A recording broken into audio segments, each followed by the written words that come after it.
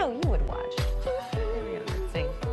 So we have all heard the story of Jean-Baptiste Point du Sable, the first non-Indigenous settler of Chicago. But did you know it was really his wife that was key to his success? Of course it was. Women like Kitty Hawa du Sable have been laying the groundwork of this country for centuries, and we're not hearing about it. And Chicago's history is no different. Journalist and lecturer Ariane Nettles joins us now with the Chicago Women You Should Know. Ariane, thank you so much for being with us. Thank you so much for... It's always the woman behind the man, isn't it? Always, always, you know?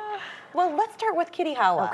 Okay. So, you know, we don't always know her name. We don't have many photos of her. Actually, there are almost none. There's pretty much no drawings, even no sculptures. You know, last year some artists did some really great work to try to do this pop-up art exhibit of her, but for the most part, we don't know.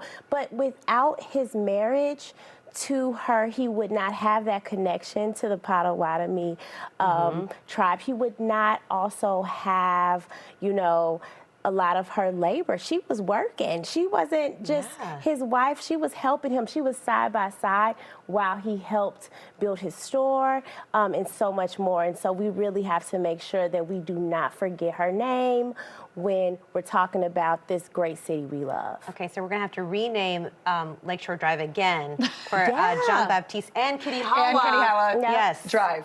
Yeah, exactly. So we kind of go a little further in time then, and we've got Jane Addams. Yes. And so we've probably heard a little bit about Hull House, right? Yeah. But, you know, it was the first kind of settler house in the U.S. And really, at that time, that was just this type of social work. And so it was in a poor neighborhood in Chicago. People could come there, but it was really revolutionary and innovative at the time because let's say, you know, you're an immigrant. You could come, you could learn English. Let's say you're a working woman. You could send your kid to kindergarten there. So there's all these innovative services that are helping people in a way that we did not necessarily have ways to help people at that time. I think we take that for granted that there are these, like, you know, state or national services, but back then there weren't. So if it wasn't for her, you would, you know, you're out of luck. Exactly. And she was the second woman to win the Nobel Peace Prize. Oh, incredible. And speaking of roadways, there is I-90, the Jane Addams Tollway. Indeed. Named after her. Very much. Absolutely. Okay, so next up is Mitsui Endo. Yes.